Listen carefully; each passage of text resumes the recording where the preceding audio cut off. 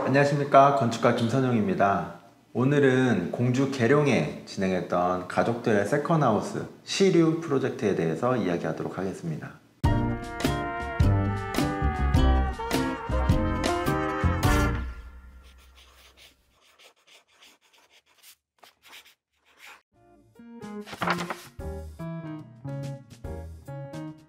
시류 프로젝트는 한 가족의 공동 세컨하우스의 프로젝트로 저희를 찾아오셨어요. 형이나 아니면 큰아버지, 우리 가족의 가문의 어떤 세컨하우스를 만드는 프로젝트를 처음 받았어서 현장을 갔었는데요. 현장이 굉장히 좀 고즈넉하고 좀 명절에 찾아갈 법한 그런 좀 정겨운 느낌의 동네였었습니다. 근데 여기가 이제 건축주님과 얘기를 나누다 보니까 이 동네는 건축주님의 할아버지, 예전에 할아버지 때부터 계속 살아 내려오던 그 땅, 고향이라고 하더라고요. 예전에 집이 있었던 그 집터 그대로 살려서 이제 집을 계획을 하게 됐었고요. 그래서 이 땅을 처음 답사를 하면서 좀 장소성에 대해서 생각을 하게 됐습니다. 이 사이트 주변에 건축주님이 굉장히 추억을 가지고 계시는 그런 요소들이 좀 많이 있었습니다. 전면으로는 이제 좀 더 낮아지면서 이제 물이 흐르고 있었고요. 그 물 건너편으로는 이제 황금빛으로 익어가는 논이 있었습니다.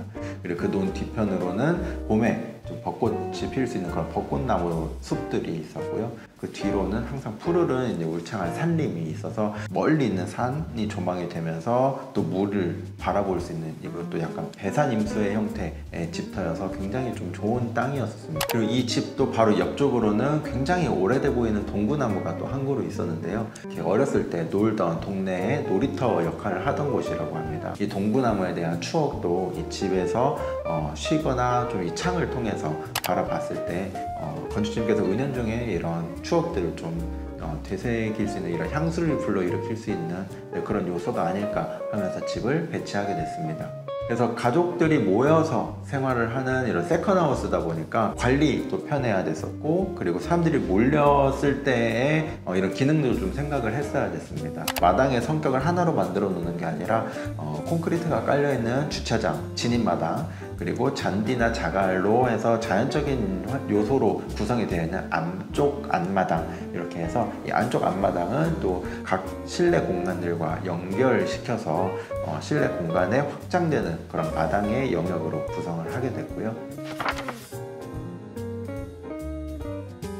옛날 시골집들이나 한옥을 보면 중정 같은 작은 마당 품고 있는 형태로 되어 있고, 그리고 가운데 부분은 이렇게 처마나 마루, 툇마루를 해서 오목하게 아늑하게 안겨있는 느낌이 들 수 있는 그런 공간들이 하나씩 있는데요. 시류 프로젝트를 계획하면서도 좀 그런 공간을 만들면 어떨까 생각을 했습니다. 프라이빗한 볼륨하고 이쪽 그 다이닝 영역에 있는 볼륨에 있는 그 조금 돌출되는 부분들을 앞에서 봤을 때 두 개의 박공을 정면에서 보이게 하면은 가운데 부분이 자연스럽게 좀 전통의 툇마루 같은 느낌을 주게 하지 않을까, 그렇게 고민을 해서 이제 그 거실 앞부분의 지붕은 일자로 하면서 이제 툇마루 같은 느낌을 주게 됐습니다. 실내 공간 구성 배치할 때에도 사람들이 좀 많이 몰릴 것들을 고려를 해야 됐었는데요. 저희가 제안드렸던 거는 그러면 두 개의 현관을 놓자. 그래서 짐을 들고 뒤로 오고 싶은 사람 뒤로 오고, 좀 이 풍경을 보면서 앞마당을 밟고 들어오고 싶으신 분들은 앞쪽 정면 현관을 통해서 들어오게 하자. 그래서 메인 출입구와 부출입구 두 개가 나져 있는 형태로 되어 있고요. 부출입구는 조금 더 기능적인 출입구로 계획을 했습니다. 그래서 뒤쪽은 이제 다용도실 통해서 주방과도 직접적으로 동선이 연결이 되어 있어서 장을 봐가지고 좀 이런 무거운 물건들이나 음식들, 식재료들을 들고 이제 들어왔을 때 바로 수납이 용이하도록 동선을 연결했습니다. 현관이 또 멀리 떨어져 있지가 않아요. 그래서 이렇게 가운데에서 현관을 둘 다 배치를 하게 되면서 자연스럽게 공용 공간과 프라이빗한 영역, 이렇게 침실 영역이 서로 분리가 되게 되었습니다. 프라이빗한 영역은 이제 침실이 총 3개, 그리고 화장실 영역이 있습니다.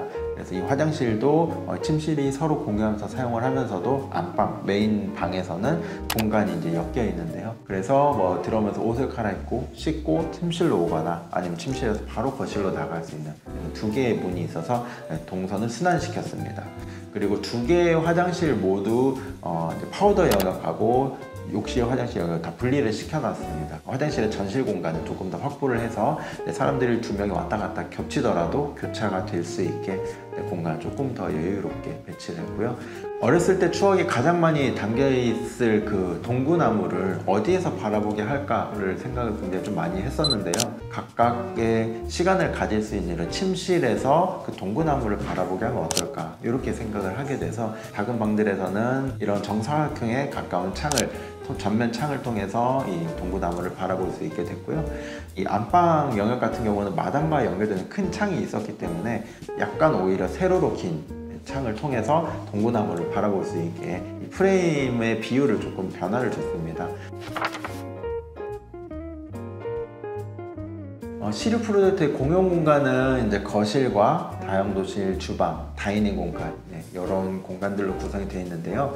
여기는 아무래도 이제 명절이나 행사가 있을 때 사람들이 좀 많이 모이는 공간이다 보니까 상대적으로 조금 더 크게 계획을 하게 됐습니다. 그리고 공간도 하나의 통합된 영역이긴 하지만 각각의 영역을 좀 분리를 해서 이 영역성을 줬는데요. 거실은 도란도란 앉아서 좀 이야기를 할 수 있는 그런 좌식 공간으로 계획이 되어 있고, 다이닝 영역 같은 경우는 조금 더 앞으로 돌출시켜서 여러 명이 앉을 수 있는 테이블을 놓더라도 좁아 보이지 않게 공간을 좀 큰 통창을 두면서 계획을 했습니다. 그리고 주방의 영역도 좀 많은 분들이 동시에 일을 하더라도 좁지 않고 좀 수월하게 공간을 활용할 수 있도록 싱크대도 조금 더 크게 사이즈가 배치가 됐고요.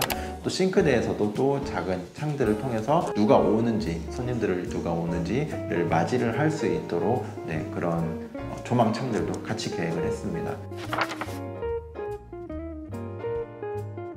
경량목 구조로 진행이 됐던 프로젝트다 보니까 A자 프레임이 벌어지지 않도록 이제 중간에 잡아주는 조림보, 이런 공각 목재나 조림보들이 들어가거나 또는 이런 거실 주방과 같은 좀 넓은 공간들이 있는 경우에는 기둥들이 좀 서야 되는 경우도 있습니다.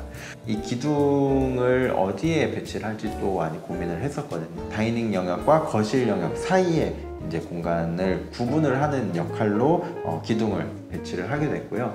그래서 이걸 중심으로 이제 천장의 층고도 조금 달라지게 됐고, 그리고 이 기둥을 중점으로 다이닝 영역과 거실 영역을 약간 구분을 시킬 겸 낮은 하프월을 계획을 했습니다.